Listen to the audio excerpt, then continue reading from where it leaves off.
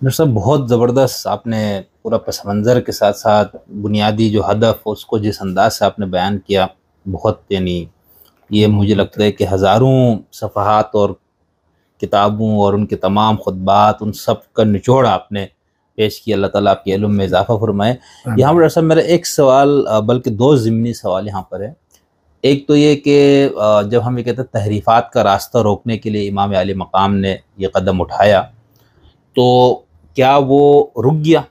ज़ाहिर-सी बात है, अगर इतनी बड़ी कुर्बानी थी और कुछ लोगों ने वला तुल्क़ू बियदिकुम इला तहलुका से भी इस्तिदलाल किया कि इमाम आली मकाम उस वक़्त जिस क़ुव्वत और जिस इस आपको अफ़रादी क़ुव्वत का जो एक हासिल था, वो नहीं था कि आप उससे टकरा जाएँ। तो क्या उस इतनी अज़ीम कुर्बानी से ये हुआ, मकसद हासिल हुआ? एक तो ये। दूसरा ये जो आपने फरमाया कि मेरा जैसा इमाम आली मकाम का जो कौल आपने फरमाया कि मेरा जैसा जो है उस जैसे की बैत नहीं कर सकता। तो फिर हमारे यहाँ तारीख़ी किताबों में जो आखिरी उसमें आता है कि इमाम अली मकाम ने कहा कि मुझे यजीद के पास भेज दो, मैं बैत कर लूँगा। तो ये रिवायत एक तो ये बताए कि ये सही है या नहीं, और क्या ये शिया सुन्नी दोनों मसादिर तारीख़ में है? देखिए, पहले तो हम इस रिवायत के बारे में बता दें। ये रिवायत कई तरह से नकल हुई, सही, और वो हुआ। देखिए, इस्लाम बुनियादी तौर के ऊपर एक बात जो हम भूल जाते हैं वो ये है कि इस्लाम इत्माम हुज्जत के ऊपर यकीन रखता है। ठीक, सही। ये जो मारूफ रिवायत है और शिया सुन्नी दोनों में मानी जाती है कि जब दुश्मन से सामना हो तो उसके ऊपर तीन चीज़ें पेश करो। एक, इस्लाम पेश करो। अब वो आई आपसे लड़ने के लिए, अब इस्लाम क्या पेश कर रहे हैं उसका? ठीक। और दूसरे ये कि उससे कहो कि ठीक है, मुआहदा कर लो, तुम अपने उस पर रहोगे, हम अपने उस पर रहेंगे, ये हुकूक और ये तुम्हें हासिल होंगे और ये तुम्हें देना होगा, जिज़िया कबूल कर लो। तीसरा ये कि वरना तलवार हम निकालते। इमाम हुसैन अलैहिस्सलाम के वाक़े में ये हुआ कि रास्ते में जो हालात पैदा हुए तो वो क़िताल के हालात पैदा कर दिए गए हुकूमत की तरफ से। ठीक।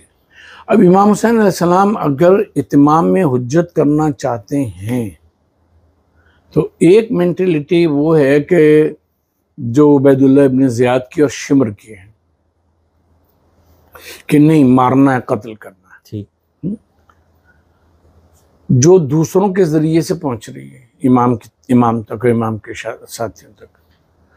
दूसरी मेंटेलिटी वो है कि जो उमर इब्न साद की थी कि वो 2 दिन पहले तक इमाम से मुज़ाकरात करता रहा।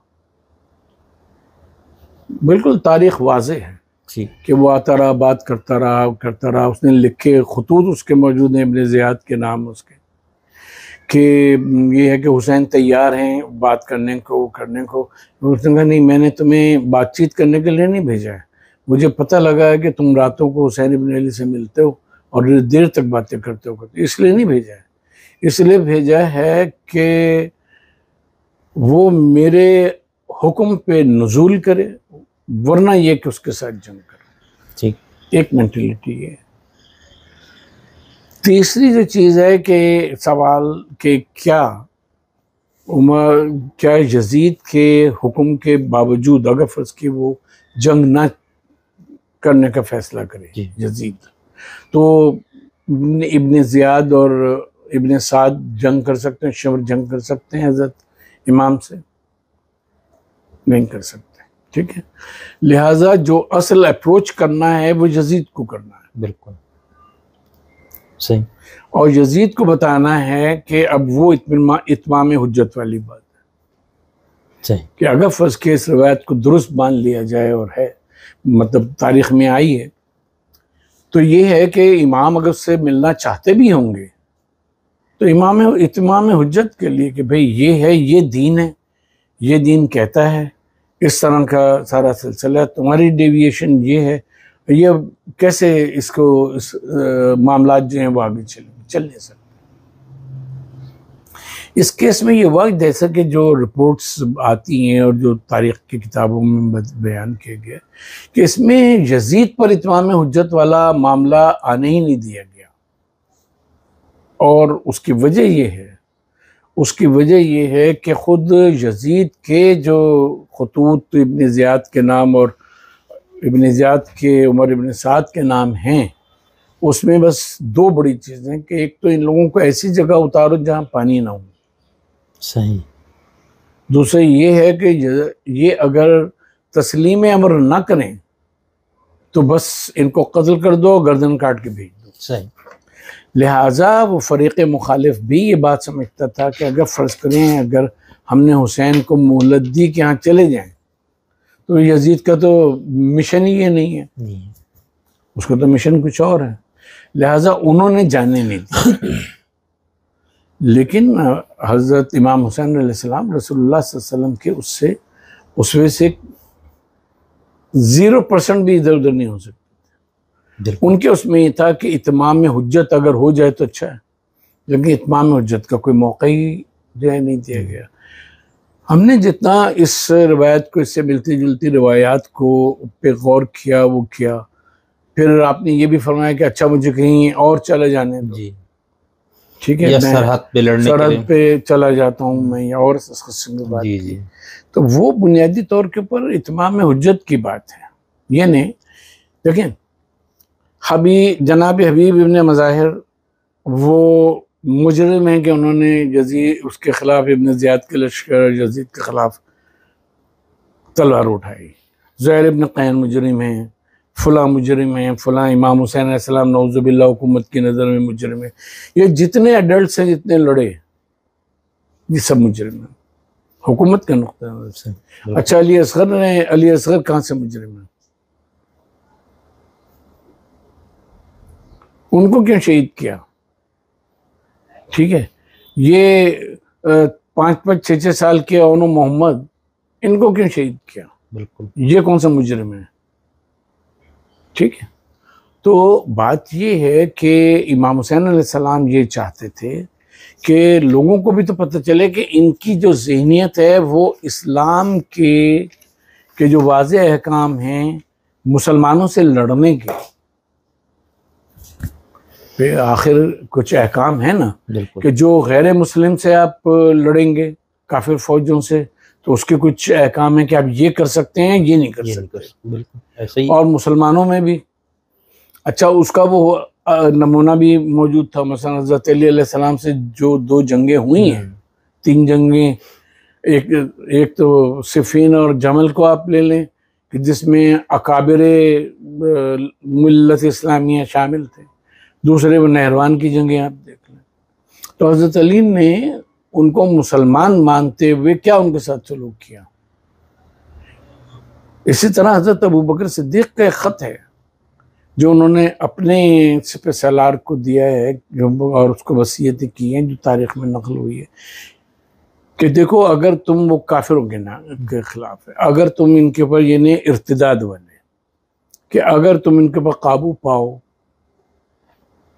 तो तुम इनके जो लाशें उनको मुसला ना करना, ठीक है, जो पीठ फेर के भाग जाए उसका पीछा न करना, ठीक है, जो लोग लड़ने के काबिल नहीं हैं उनको कुछ नहीं कहना, जो अपने कनीसाओं में और कलीसाओं में बैठे इबादतें कर रहे हैं और बाहर नहीं निकलते उनको कुछ, यानी कुछ आदाब हैं कि जो हुज़ूर सल्लल्लाहु अलैहि वसल्लम ने सिखाई हैं और बाद में खुलफा ने भी उस पर अमल किया बाज़ पे, और हज़रत अली अलैहिस्सलाम ने की उसमें जंगों में तो वाज़े है। बिल्कुल, जैसे मौदूदी साहब ने वो जो सूरह हुजरात की आयत है कि वह इन ताइफ़तान मिनल मोमिनीन इक़्ततलू, इसके ज़ैल में लिखा है कि हज़रत अली अलैहिस्सलाम के दौर में जो जंगें हुई सिफ़ीन और नहरवान और जमल, उसमें ये अहकाम बिल्कुल वाज़े हो गए कि मुसलमानों के साथ जंग में क्या सलूक, उसको देख लें और वाक़े करबला में जो कुछ हुआ उसको देख लें। यानी वो सलूक किया गया कि जो कुफ़ार के साथ भी रवा नहीं है। बिल्कुल बिल्कुल, जो जंगी अहकाम है या जंग के जो अहकाम है, आदाब हैं, वो हैं कि जो इस्लाम कुफ़ार के साथ भी रवा नहीं रखता। अब जाहिलिया में पता नहीं इस तरह था या नहीं, जाहिलिया में था इस तरह, यही था। तो इस तरह से आप देखेंगे ये हुज्जत तमाम होती है कि जिनसे मैं लड़ रहा था वो बिलफेल मुसलमान थे ही नहीं। क्या बात है। क्योंकि मुसलमान होते तो मुसलमानों जैसा बिहेव करते ना। वो इमाम हुसैन नहीं थे सामने, कोई भी मुसलमान लश्कर था। बिल्कुल बिल्कुल ऐसे ही है। ये तो बहुत अहम। तो अब जब इस पे बात करते हैं कि भाई वो लोग मुसलमान थे और ये थे वो, तो उसके लिए जवाज लेकर आते हैं, तो वो वाक़या करबला तो साबित करता है वो लोग मुसलमान नहीं थे। इसीलिए इमाम हुसैन अलैहिस्सलाम ने उनके खिलाफ क़याम किया। सही। और जहाँ तक दूसरी बात है आपकी कि भाई इमाम के क़याम से असरात क्या हुए, तो वो है चीज़ जिसको हम लोग कहते हैं चेन इफ़ेक्ट्स। खड़े तालाब में, खड़े पानी में आप जब पत्थर फेंकते हैं तो वो एक जगह पे जाके स्प्लैश करता है, लेकिन उसमें लहरें जो हैं वो उसके बाउंड्रीज तक आती हैं। तो आप देख लें वाक़या करबला के बाद 80 साल जो हुकूमत रही है, 80-85 साल बनु उमैया की, उसमें एक दिन भी उनको चैन से नहीं बैठना पड़ा। बनु हसन की बगावतें होती रहीं, बनु फातिमा की बगावतें होती रहीं, इसके अलावा और कबाइल जो थे उन्होंने वो किया। वाक़या करबला के जनाब ज़ैद शहीद की जो क़याम है, बिल्कुल वो कहते हैं मैं अपने दादा, कहते हैं मैं अपने दादा हुसैन के उसका लेने नफ्स ज़किया का मसला है। तो बनु उमैया को इसके जो चेन इफ़ेक्ट था वो पूरी दौर हुकूमत में फेस करना पड़ा। और इन द एंड बनु अब्बास ने जब इसको अपने हाथ में लिया तो बनु अब्बास ने तो इस नारे के ऊपर उनका खात्मा ही कर दिया बनु उमैया का। बिल्कुल। तो ये इसका चेन इफ़ेक्ट है। लेकिन वो जो इन्हिराफ इस्लाम के अंदर आना था या आ रहा था वो रुक गया। वो रुक गया कि जब आप बात करते हैं तो उसमें आप देखें कि जब बुनियादी तौर पे इन्हिराफ कैसे रुकेगा, जब तालीमात इस्लामी मुंज़बित होकर लोगों के हाथों में आएंगी। ठीक। देखें एक फ़र्क को समझें जी, हमारे नाज़रीन, एक फ़र्क को समझें जी। और वो ये है कि हज़रत उमर रज़ी अल्लाह ताला अन्हु के दौर में बाकायदा रियासती फ़ौज बन गई थी जी। उनके दवामीन जो थे वो भी मुरतब हो गए थे नामों के साथ, उनके कबीलों के साथ। जैसा आम लामबंदी का हुक्म नहीं दिया जाता था कि भाई हम जा रहे हैं, जैसे हुजूर के दौर में होता था हम गज़वे पे जा रहे हैं और तुम लोग चलो। तो जितने लड़ सकते थे वो साथ हो लेते थे। उन्होंने एक फ़ौज बनाई, उनके वजीफे मुकर्रर किए।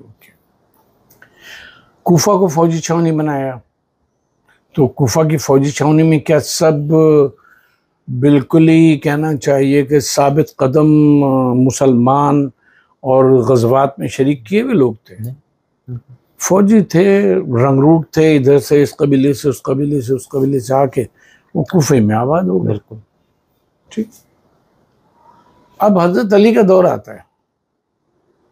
आप नहजुल बलागा पढ़ें तो नहजुल बलागा में खुतबे हज़रत अली अलैहिस्सलाम के अपनी फ़ौज से, जिनको वो लेके जाना चाहते हैं इसकी इस जंग में या उस जंग में या फलां जंग में, और उसमें वो कह रहे हैं फ़ौज को तैयार कर रहे हैं और उनको मलामत कर रहे हैं कि मैं तुम्हें बुलाता हूँ तुम तैयार ही नहीं होते,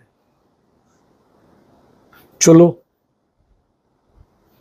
और जंग के लिए निकलो, यूं है वो है। आप अपना तारुफ करवा रहे हैं और ज़रूरत पे जोर दे रहे हैं, लेकिन फ़ौज की एक तादाद में जाने को तैयार ही नहीं होती। ठीक। तो वो कौन लोग थे? फ़ौज का हिस्सा थे, लेकिन हज़रत अली अलैहिस्सलाम के दिल से यानी शिया होने के हैसियत से साथ नहीं थे। अच्छा, जो लड़े हज़रत अली की मैयत में, उनमें आप कह लें कि सब के सब उनके मुहिब्बान और उनके शिया थे जो लड़े, तो ऐसा भी नहीं है। उन फौजियों में थे ऐसे लोग, लेकिन वो रेगुलर फौज का जो हिस्सा जो लोग थे वो फौजी के हैसियत से लड़े हैं, अमीरुल मोमिनीन के मुहिब या शिया होने के हैसियत से, पैरा होने के हैसियत से नहीं लड़े, तो लड़े। ठीक है। इसी सूरत से आप अगर आगे चले तो इमाम हुसैन अलैहिस्सलाम, इमाम हसन अलैहिस्सलाम को देख लें, रेगुलर फौज लेके निकले और नुखैला के मकाम के ऊपर उनके जो फौजी अफसरान थे वो न छोड़ के चले गए। ये कौन फौजी अफसरान थे? इन्होंने में से तो बहुत सौ ने हज़रत अली अलैहिस्सलाम के साथ मिलकर जंग की थी। वो फौजी थे, शिया नहीं थे, मारूफ माना में जो ठीक पैरों के माना में आता है, वो शिया नहीं थे, वो फौजी थे। इसीलिए इमाम हसन अलैहिस्सलाम से उनकी एफिलिएशन बहुत कम की ऐसी एफिलिएशन थी, तो जो वो थे वो छोड़ के चले गए इमाम को। चुनाचे इमाम ने इमाम अलैहिस्सलाम से अमीर शाम अमीर माविया ने सुलह कर ली। अच्छा, हम इसको दूसरी तरह कहते हैं। लोग कहते हैं कि इमाम हसन ने उनसे सुलह की। इमाम हसन तो हाकिम वक्त थे, उनसे हाकिम शाम ने सुलह की ये, और जो शराइत उन्होंने रखी हैं उसके ऊपर उसने कहा कि हाँ मैं मानता हूँ। ये अलग बात है कि बाद में किसी शर्त पे अमल नहीं किया, वो एक अलग बहस है। तो बात ये है कि यही चीज़ जो है ये इमाम हुसैन अलैहिस्सलाम के अगर उसमें आ जाएं आप दौर में, वाक़ई करबला में कोई ऐसा नहीं है कि जो लड़ा हो और शिया ना हो।